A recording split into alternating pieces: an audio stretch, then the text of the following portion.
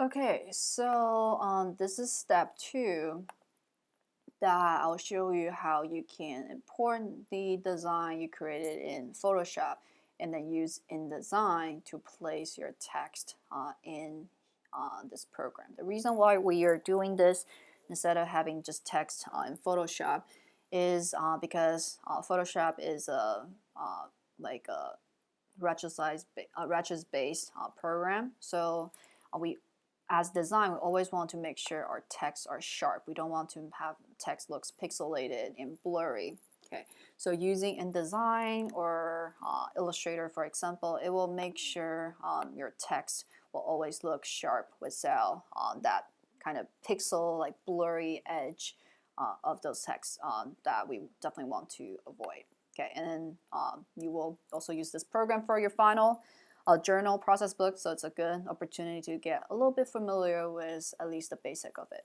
Okay, so first step, we go to File, we create a new document.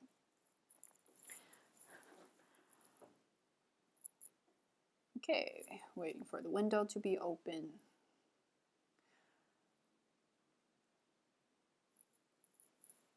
It's kind of slow. Okay, so here we are. First of all, let's change the units to something we can actually read.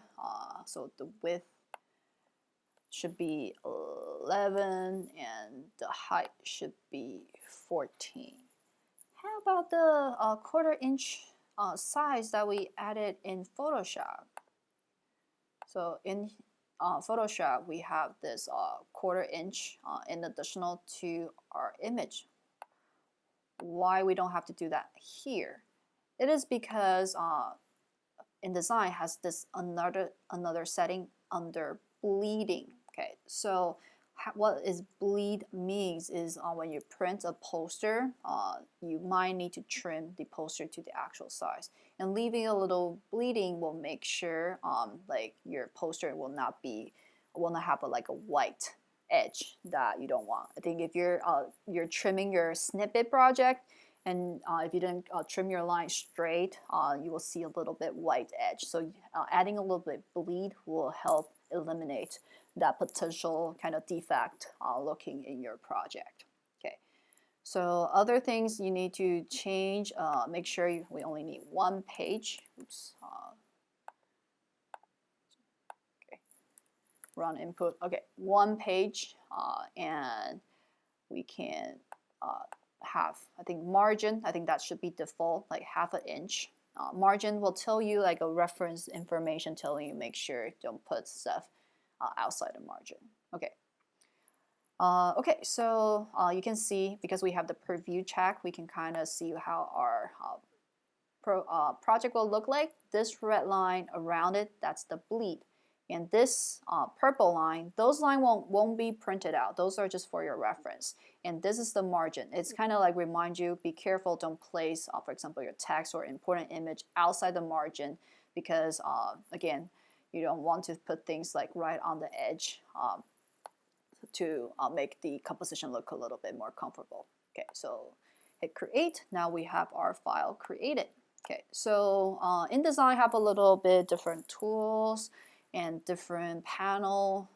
And first of all, this is the page panel. Okay, you should see the page panel. And if not, you can change it to Essential Classic. I think that's at least this is the workspace I used right now. So if you don't see what I'm seeing, maybe change it to Essential Classic so you will see all the panels that is open right now.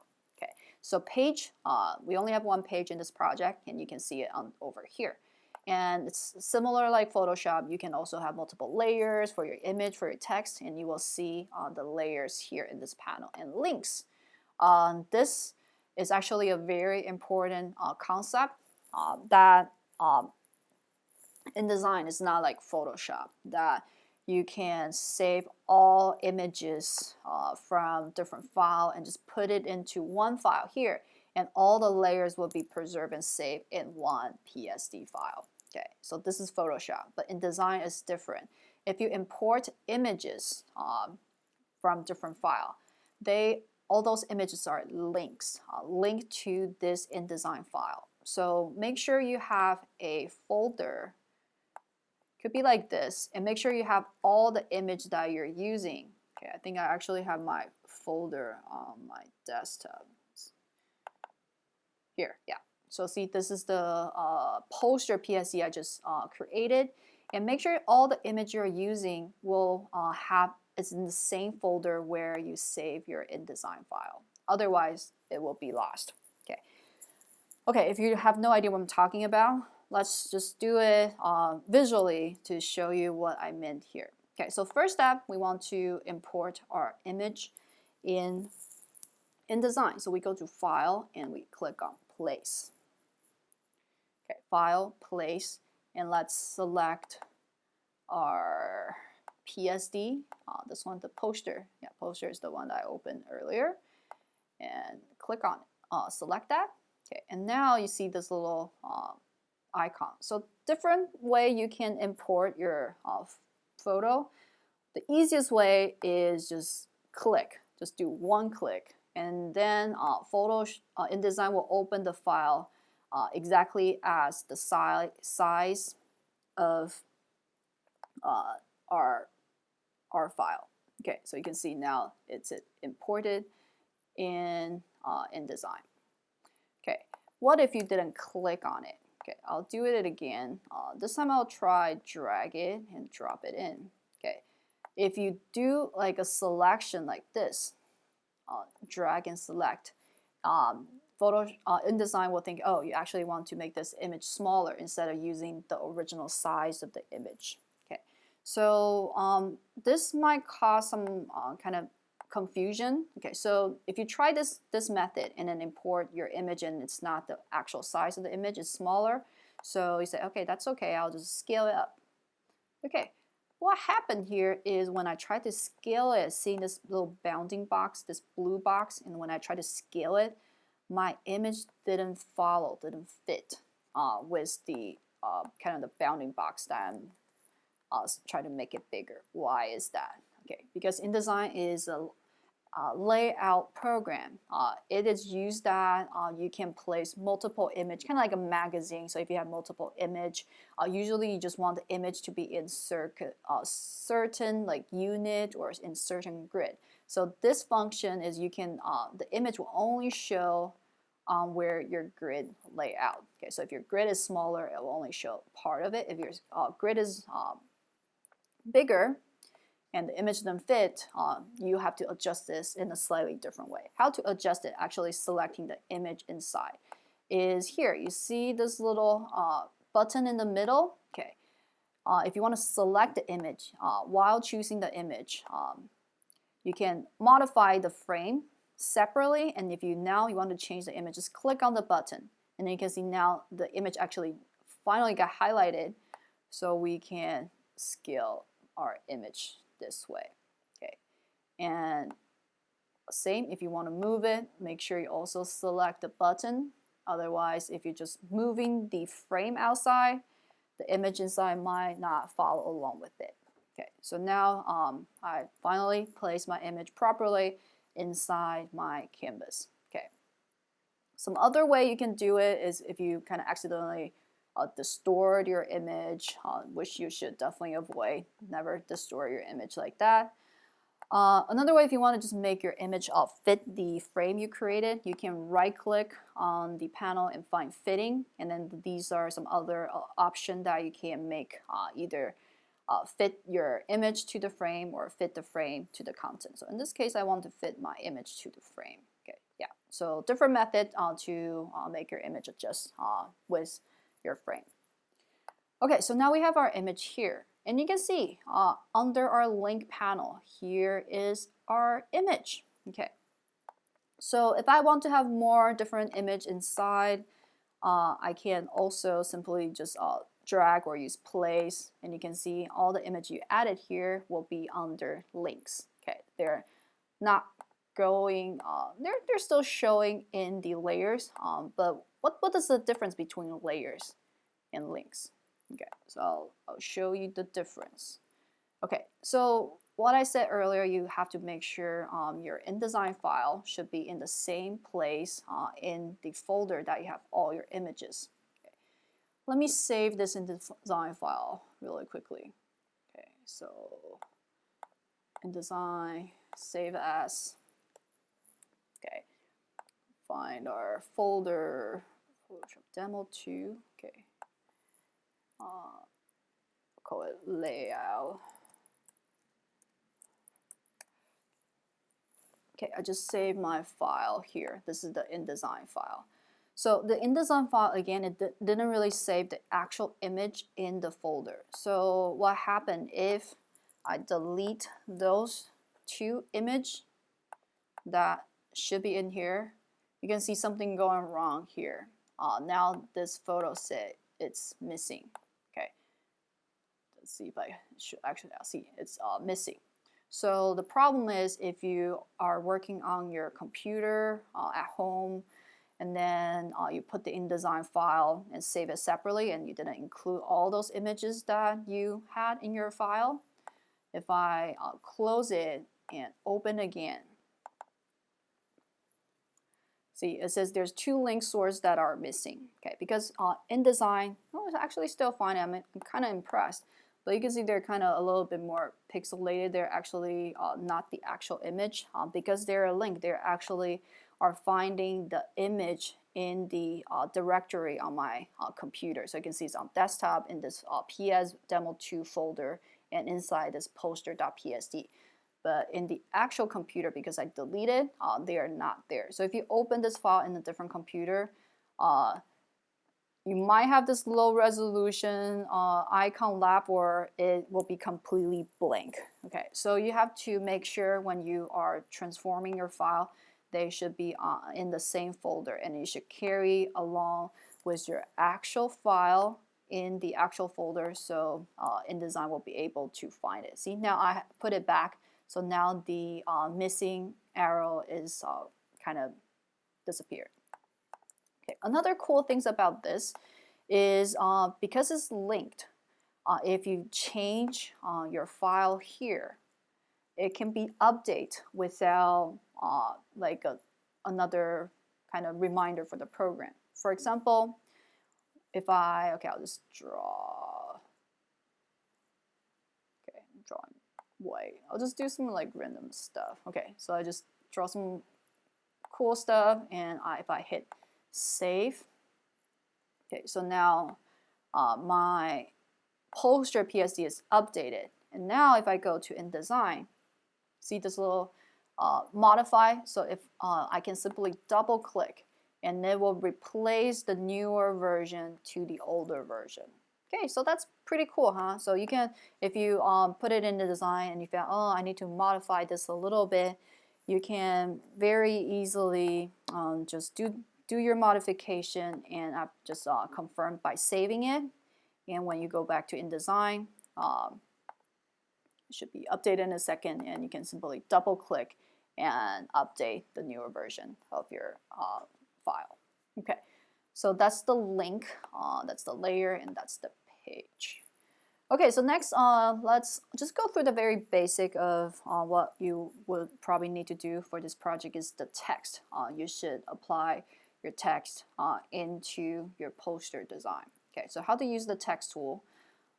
You can simply just drag, create a text box, and then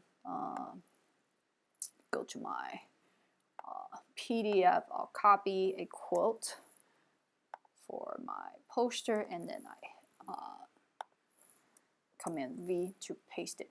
Okay, so we have the text here. Okay, it's like very minimum. So with the text box, you can see I can modify the size to let InDesign know where I want it to change to the next line. Okay, and if your box is too small, for example, let me select my text and make my text bigger. Okay, by the way, you can use the text tool, select your text, and here make sure you're selecting the character formatting. You can change your font over here. There's all the fonts, and you can change different kind of design for the typeface you choose. And here is the size of the font and other stuff you can play with too. Okay, So if you have your text a little bit bigger and the box is smaller than to fit all the text, what happened? You can see your text got cropped, and you will see this little red box down here. So it telling you there's more content, but the box is not big enough to fix all of it. So the solution is very easy. Just make your box bigger so it will fit all the text. Okay. Another thing is, if your text box is a little too narrow, you will see the words actually being broken into with hyphen. Personally, I think if the word is broken with hyphen, it make the words harder to read. Okay, so that's kind of the default, but if you don't like it, and actually I strongly encourage you to fix it if you have the hyphen broken your words. How to fix it, you can select your text, go to this paragraph tab below your character format is the paragraph formatting.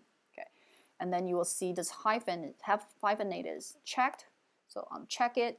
So it will tell InDesign that you don't like the hyphen, and it will avoid that to break your words apart.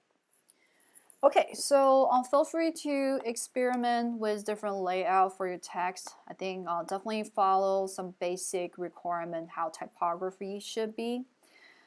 I found resources and also shared that on Basecamp. So under InDesign, here has this tutorial, resources and 10 typeface and design tip for beginner. Okay, so the first link is a video, and the second link is to the website, which is pretty much the same information but just in different in written content. So just make sure follow those kind of 10 tip. Be aware of hierarchy, pair fonts, white space. Okay, so I think this is a very clean and clear example. So definitely read this and make sure to make your text follow those tips to will give it definitely a much better presentation. Okay, so readability is very important. Okay, and color, etc. Okay, so here, if I place it here in the middle, definitely it's not going to have a good readability because the text blend in with my picture.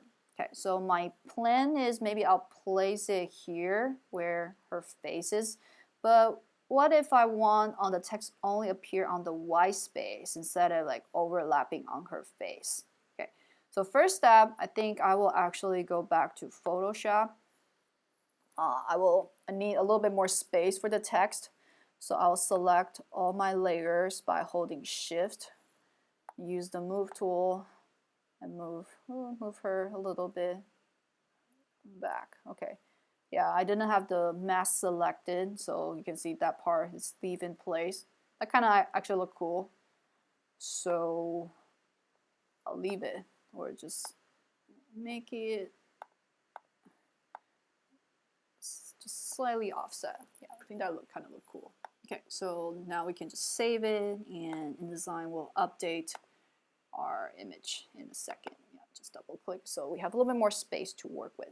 Okay, so if you want to create a boundary, so the text will only will automatically kind of use the outline of her face instead of this straight line. How can we do that? It's actually not too difficult. So first of all, you need to tell InDesign where that boundary is.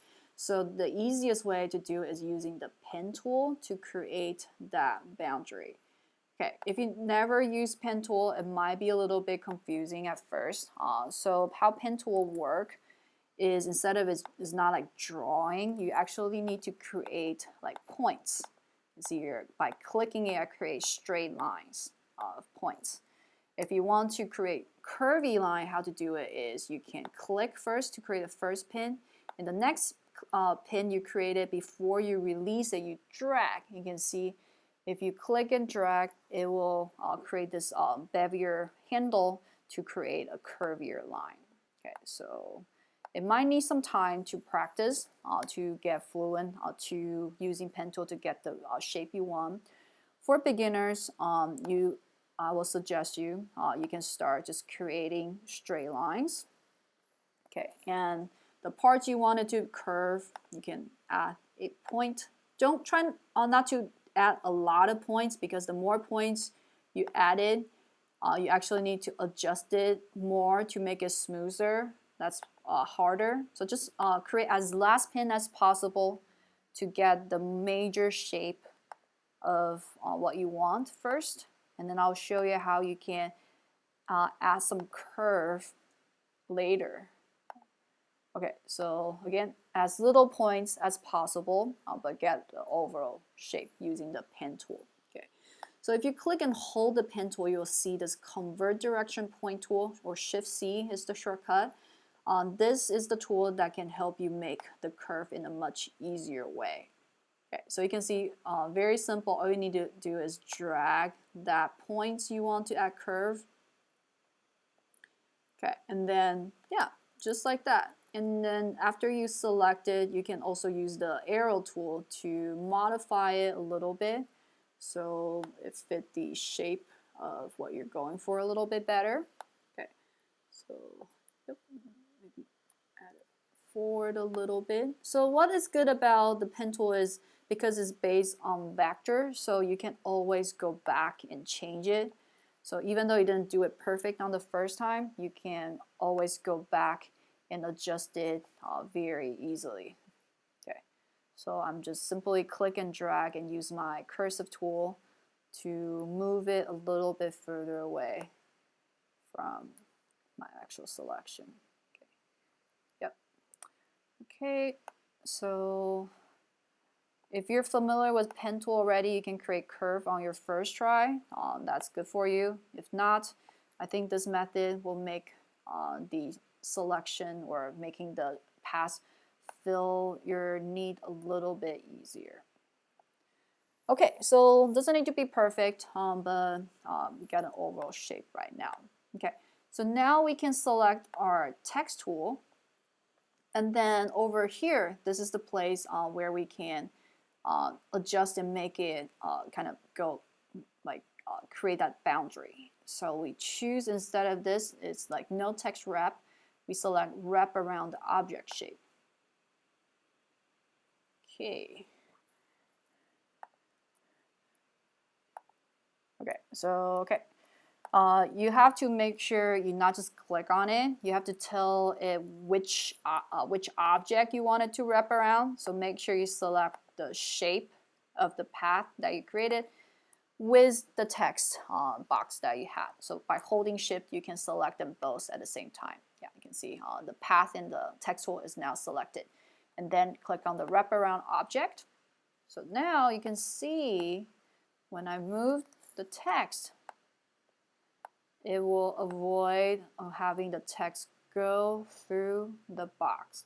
Okay, so in this case, yeah, make it a little bit wider. Okay, so yeah, that you can adjust the size of the quote to make it look, find a better place to make it more legible. Okay, cool. Okay, and how about the text? And also you might also aware there's a lot of lines. There's this text box. There's this outline here. There's those like kind of margin and bleed. Okay, speaking of margin, this is where margin could be really helpful. Try to keep your text in the margin. Don't make the text go over the margin, because again, you don't want to place important information too close to the edge of your design. So the margin can give you a very good visual reminder that avoid having things that is important go should keep things inside of the margin. Okay, so how about this like very busy scene? If you want to preview your design without all those like lines and guides around, click on W. It will go into like a kind of preview mode, so you can you won't see all those kind of boundaries and the guides around it. Okay, so that is clicking W to switch between the form. So how about that line? I don't like that line. But it's important to show the objects, so the text won't go over her face. but we definitely don't want it to be in our design. So yeah, it's very obvious. We can just simply find the layer panel and hide that path. So it's still there, but the viewer can't see it. Okay, so looks good, and I think the text looks a little too big. You can, again, feel free to adjust different size and placement to find a best solution for your design. Okay, here's my margin. Okay, having the margin back, so it's better for me to align things. Okay, so yeah, that's using object to define a boundary for your text. Okay, so another thing I had for test earlier is you can also apply your text to be on a path. So if you want to create like a wavy text or follow some certain paths, it's also very easy to apply in Photoshop and I mean in InDesign. Okay, so here I have this test PSD. Okay, I can also select this and make it edit original. So if I click on edit original, it will open it in Photoshop, which is kind of handy. Okay, so if I want to do the kind of a line around her head, definitely I need more space for that. So I'll make some tweak of this image here. Move her to the center, so we'll give the space a little more comfortable around for that purpose. Okay, and then let's click on save. So in InDesign, this should be updated in a better composition for this design. So you can see, yeah, it will look a little bit better for legibility of the text. Okay, so I'll show you really quickly how I did this. So first step, I'll move that away. So you can see what I have here is, where did I have the path? Okay, so the path is actually hidden. Okay, so pretty much the same process. We need to create a path for the line to follow along. So it will take some time to draw the path. Okay, I'll do it quickly. Okay, see, like right now, because the handle it's very long, so I cannot make it curve to where it actually wants. So if you want to avoid that, to do is simply click on the last point, so it will remove half of the handle. So the next curve will give you a little bit more flexibility of the way you want. Okay, just a little trick.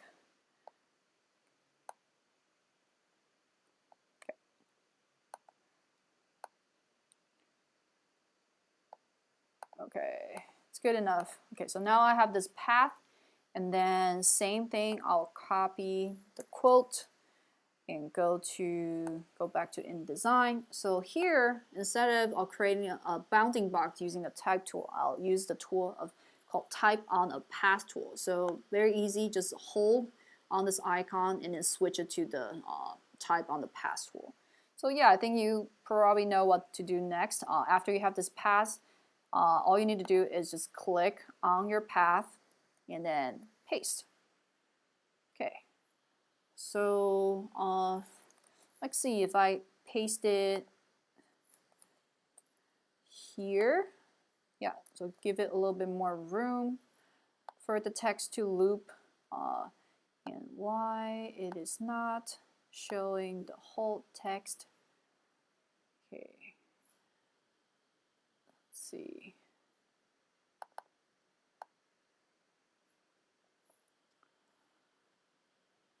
So let's see the paragraph.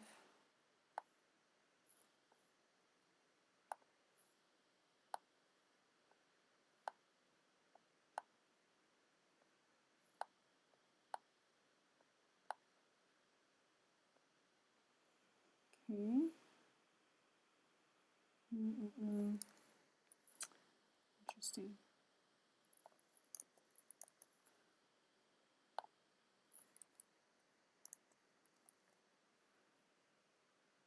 Okay. Yeah, I think when I copy it from what's the problem is when I copy it from PDF file, there might be some like space, so the line actually has like a return, so it like go to the next line, and because there's only one line on the path, so it didn't work. Okay, so I think that's the reason why I didn't show up all the text at once. So I'll do it again. Yeah, because I think there's like a return. Yeah, so I think the easiest way, yeah, it's kind of hard to see that. So it's probably better just type it or like copy the paragraph from a text box tool. So you can like create a new text box and then paste the quote and make sure there's no space in between those lines. Yeah, you can see if there's any like space or return. You can see, yeah, there's definitely a return there. So it needs to be in one line for it to work. Okay, so again, if that's what happened to you, just make sure this paragraph you copy doesn't have any space. Okay, so this should work now. So yeah, see, now all the text is placed on my text. Okay, cool. And it's pretty small, hard to read, so we can make the text a little bit bigger so it can actually read better. And if you ever use having text following a path, you really need to be aware of like making the path smooth. You can see here, because it has a pivot point here, tempo, the L and E like really connects with each other and make it hard to read. Okay, so you can go back and using the convert direction point tool and then select it and make those curve a little bit smoother. Try your best. Yeah, see, now I make those paths a little bit smoother, definitely make it look a little bit better. Yeah, and here, this is also impossible to read with the text kind of completely blend together. So just make those paths a little bit smoother, and by adjusting your handlebar. Okay, so yeah, probably need to spend some time adjusting your paths and make sure they have clean and good legibility.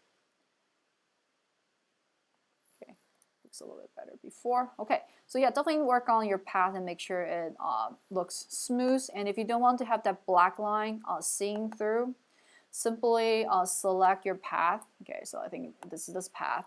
And instead of black stroke, you can select it here on the panel and make it none. So make this path there, but invisible. Okay, so looks good. Yeah, so yeah, you can see is my over here is also hard to read, so be careful if you use the path tool. Okay, another thing could be useful if you're using this path and you want to control where the text start or end.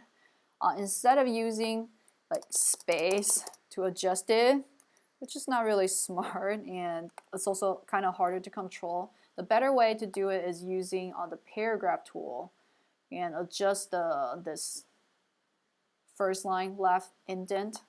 Okay, so it definitely, it's the same idea with space, but definitely have a better control than hitting the space bar. Okay, so that's the path tool. So yeah, that's how it looks, and you can use W or yeah, remove the line. So that's how it looks. Yeah, it's not my favorite, and definitely if this is my final, I definitely need to smooth out and make sure the space is evenly laid out around with the image. Okay, so yeah, that's it. And you can see you can also apply text in different type of the curve. Like this one I did earlier for a quick test. I'll just put it on the curve text. So again, you can, as long as you can draw a path using a pen tool, you can place the text on it. But keep in mind, make sure the legibility is good. Okay, so hopefully this tutorial is helpful. Sorry for like kind of the troubleshooting in the middle. So when you're using your font, make sure play with the font, the size, the leading, which is like this. If you have multiple lines, you can play with the leading, and also feel free to play with all those different kind of parameter here, and throughout the semester, if we have time, definitely we'll go through all those terms. But you can, when you use the text tool, make sure you are aware there's two different tabs up on the top. One is for the character, one is for the paragraph. And make sure you uncheck the hyphenate if your word is broken apart by it.